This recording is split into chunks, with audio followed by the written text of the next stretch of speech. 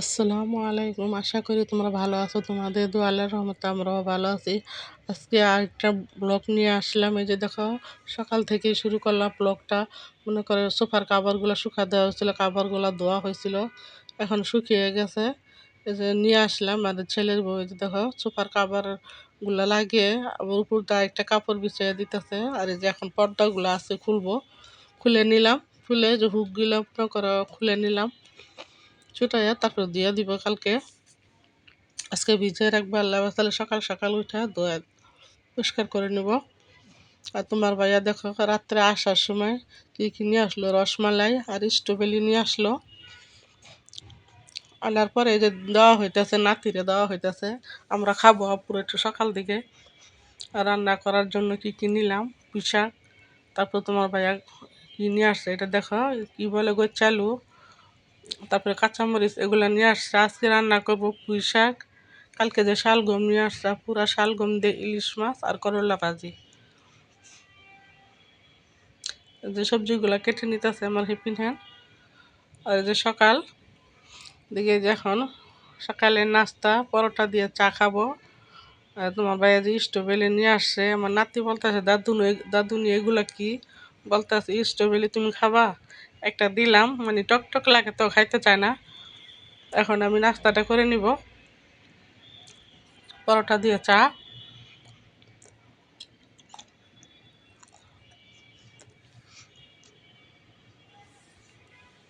আর ছেলের বউ ওদিকে রান্নাটা বসায় দিছে। এই যে দেখো পুঁই শাক আর করলা ভাজি।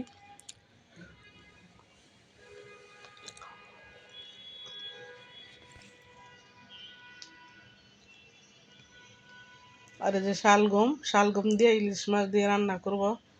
তোমরা তোমাদের কার কার পছন্দ পুরা শালগম দিয়ে ইলিশ মাছ কমেন্টস করে বলবা। এই যে হেপিন হ্যান মনে করো আমাদের সব কিছু গোছায় দিয়ে ঘরটার ঝাড়ু দিতেছে, মুছা নিতেছে, সব কিছু একসাথেই করে নিব এখন ধীরে ধীরে। এই যে ঘরগুলো এখন মুছতেছে।